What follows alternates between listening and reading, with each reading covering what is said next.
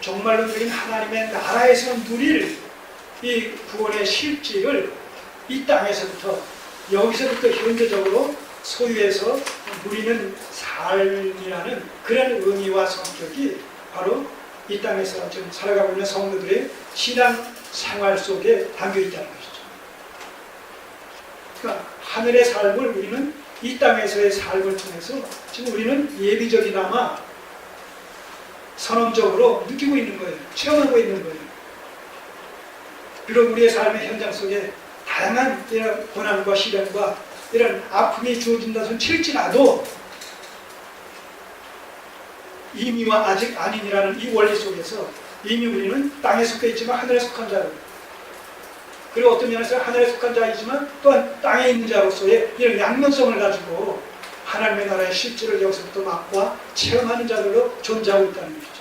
그렇기 때문에 우리 현실 속에서 주어지는 여러 가지 어려움이 주어진다선 칠지라도 또 다른 측면에서의 천국의 삶을 여기서 맛보고 있다는 그 입장에서 현실적으로 주어지는 어려움을 우리가 넉넉히 제어할 수 있는, 감내할 수 있는 이런 마음가짐이 필요한 거죠.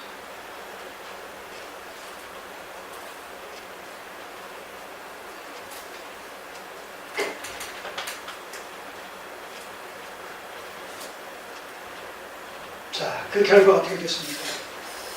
하나님께서 책망하시고 또 그동안 징계하셨다는 사실을 알려주시고 또 이제 너희가 성전 건축을 재개하게 될 때 그로 말미암아서 하나님께서 너희들에게 복을 주시겠다. 너희 필요를 채우시겠다. 경제적인 핍조를 극복하게 하시겠다. 이런 그 약속의 말씀을 주심으로 말미암아 이제 이스라엘 백성들이 본격적으로 성전 재건축에 돌입하는 이런 모습을 보게 됩니다. 12절이야.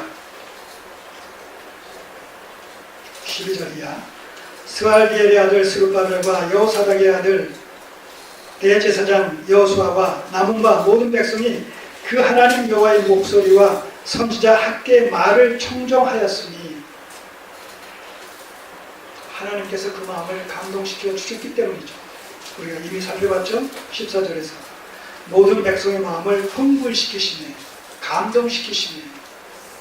성령께서 역사해 주심으로 말미암아. 항상 성령의 역사는 무엇과 무엇을 동반한다고 했어요? 성령의 역사는 항상 말씀을 동반합니다. 말씀. 왜냐하면 말씀 자체가 성령으로 말미암아 이 기록된 것이기 때문에 이 성령께서는 항상 말씀을 통해서 역사하신다는 것이죠. 말씀을 통해서. 그래서 성령의 또 다른 별명은 뭐예요? 진리의 영이시다는 거예요. 진리의 영이시다. 우리가 낙심했을 때, 좌절했을 때, 실족했을 때, 시험에 빠졌을 때 하나님의 말씀으로 교제해야 되는 이유가 거기 있는 것이죠. 하나님의 말씀으로 교제할 때 성령께서 그 말씀을 들어 쓰신다는 거예요. 그 말씀을 방편 삼으시사 그 말씀을 듣는 자의 심령 속에 인치심으로 말미암아 그 마음을 변화시켜 주시는 거죠.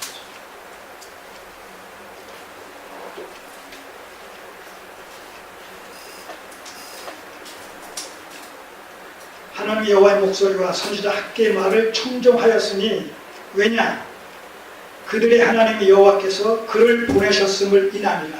이 학개와 스가랴 선지자를 통해서 선지자들이 하는 말이 저들의 말이 아니라 하나님의 말씀을 이들이 대언하고 있다. 하나님의 신탁의 말씀이다 라는 사실을 성령께서 그 말씀을 깨닫게 하시고 그 말씀을 그들의 심령 속에 인쳐 주심으로 말미암아, 백성들의 심령 속에 인쳐 주심으로 말미암아서 백성들이 그 사실을 깨닫는 거예요. 이게 하나님께서 이들을 통해서 우리에게 주시는 말씀이군요. 하나님께서 지금 성전 재건축을 다시 재개하라고 지금 촉구하시는 겁니다. 그러나 한편으로 그 말씀을 들었을 때 또 두려운 마음이 있겠어요, 없겠어요? 여전히 그 대적들의 이런 세력이 여전히 지금 역사하고 있기 때문에 그것에 대한 두려움이 있을 수밖에 없을 거예요. 자, 그랬을 때 그 다음 말씀을 보세요. 13절. 때 여호와의 사자 학개가 여호와의 명을 의지하여 백성에게 고하여 가로되 나 여호와가 말하노니 내가 너희와 함께 하노라 하셨느니라.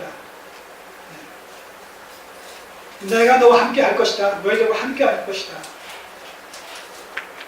선지자들의 그 메시지를 통해서 하나님께서 그들과 함께 하실 것이기에 사람을 의지하지 말고 도울 힘이 없는 인생도 의지하지 말지니 호흡이 끊어지면 흙으로 들어가서 당일의 그 동호가 허사가 되어질 수밖에 없는, 소멸이 되어질 수밖에 없는 이런 그 상황들을 염두에 두고 하나님을 의지하고 담대하게 성전 재건축에 임하라 이렇게 말씀하시는 것이죠. 자, 상황이 이렇게 되자 이제 더 이상 의심할 여지가 없고 또 변명의 여지도 없게 되어졌죠. 그래서 어떻게 그럽니까? 14절에 여호와께서 스알델의 아들 유다 총독 스룹바벨의 마음과 여호사닥의 아들 대제사장 여호수아의 마음과 남원과 모든 백성의 마음을 흥분시키시네, 감동시키시네. 그들이 와서 만군의 여호와 그들의 하나님의 전 역사를 이제 계시하는 것이죠. 시작하는 것이죠. 재개하는 것이죠. 이게 지금 에스더서에서는 5장 2절의 말씀입니다. 5장 2절의 말씀. 선지자들의 학계 예언의 말씀을 듣고 나서 이에 스알델의 아들 스룹바벨과 요사닥의 아들 예수아가 일어나 예루살렘 하나님 전 건축하기를 시작하며 하나님의 선지자들이 함께하여 돕더니 바로 이 말씀이 이런 맥락 속에서 나와진 것이죠. 이제 다음 주에는 아까 말씀드렸죠. 그렇다고 해서 대적들의 이 세력이 완전히 제거된 것이 아니기 때문에 이제 이 성전 재개에 대한 이 여부를 확인하기 위해서 이제 페르시아 바사국에서 파송한 세운 이런 그 현지 총독이 이 스룹바벨을 찾아오는 그런 내용이 소개되어지는데, 그런데 그 반대 세력들의 공작이 처음 대적들과 이 총독에 의한 그런 그 조치가 차이가 나는 모습을 우리가 이제 다음 주에서 발견하게 될 겁니다. 어쨌든 이렇게 해서 16년 동안 방치되어졌던 이 스룹바벨 성전의 기초는 다시 이제 재개가 되어져서 본격적으로 이 스룹바벨 성전이 재건축되어지는 모습을 우리가 살펴보게 될 텐데, 오늘 신약의 교회는 그런 의미에서 이 스룹바벨 성전이 예표적인 성격을 띠고 있던 이 스룹바벨 성전이 구속사의 점진적인 진행이라는 관점에서 봤을 때 솔로몬 그것보다 한 거의 400~500년 이전에 세워졌던 이 솔로몬 성전보다 이 성전의 실체 되신 예수 그리스도에게 그만큼 이 스룹바벨 성전은 더 가까이 와 있는 입장이 되잖아요. 이게 중요한 거예요. 왜 2장 9절에 이전에 이 스룹바벨 성전이 이 외적인 규모로 봐서는 화려함으로 봐서는 웅장함으로 봐서는 그 위엄으로 봐서는 솔로몬 성전에 비교할 바가 못 될 정도로 열악한 것이다. 이렇게 성경은 기록하고 있어요.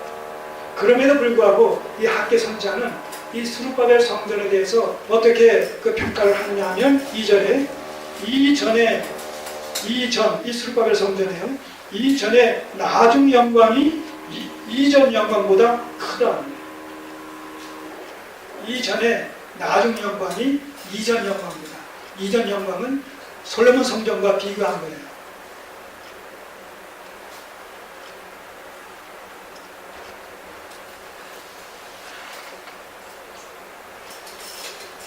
여기서 나중 영광이라는 것은 바로 이 스룹바벨 성전의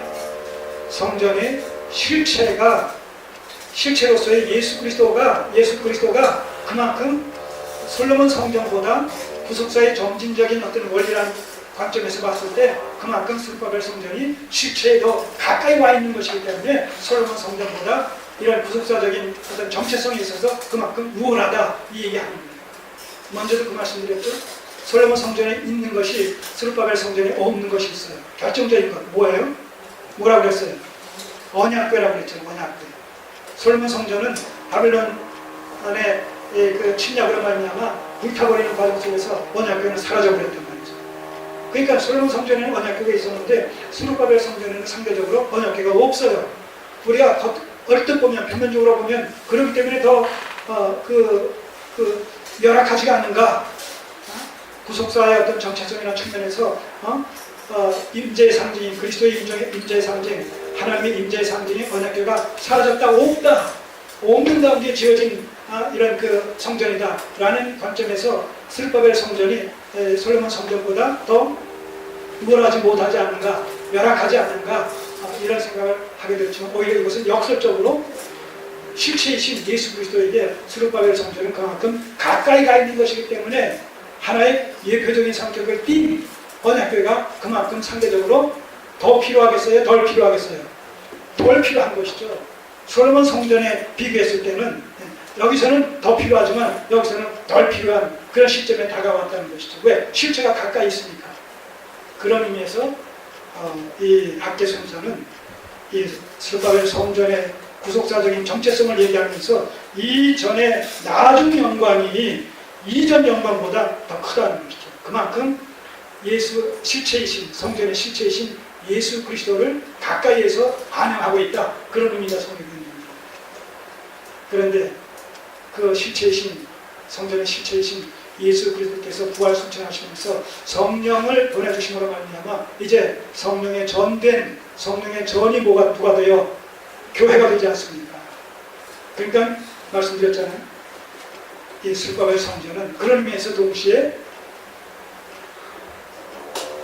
신약시대의 성전의 기능을 담당하고 있는 교회를 이야기하고 있습니다.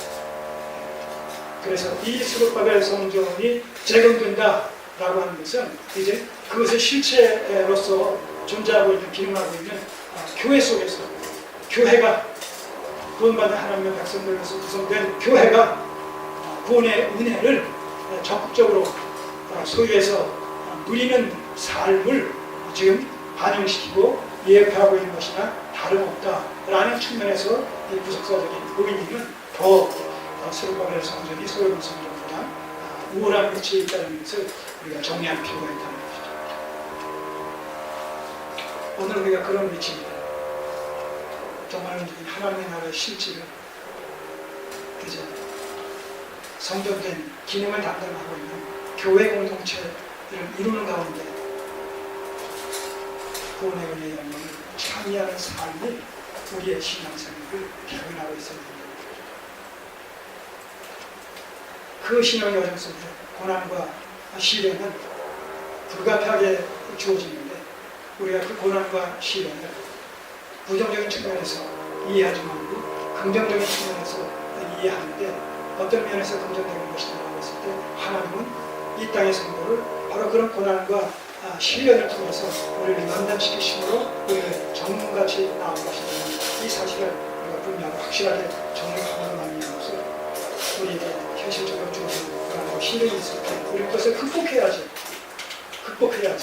그것을 피하려고 한다면 그것이 제거되기를 원한다고 한다면 그 고난과 시련을 통해서 우리에게 주시려고 하시는 하나님의 어떤 뜻이 있고 계획이 있는데 그 계획이 어떻게 되겠어요? 좌절되는 건 아니겠습니까? 이 고난을 통해서 나에게 뭔가를 주시려고 했는데 그 고난을 내가 회피한다, 또 그것을 받지 않으려고 한다 하게 되면 그만큼 그 고난을 통해서 주시려고 하시는 것을 내가 못 받는 것이 되잖아요. 그 못 받는 것이 된다는 얘기는 뭐예요? 그만큼 신앙의 어떤 성숙이라는 그런 측면에서 결격 사유가 생긴다는 것이죠.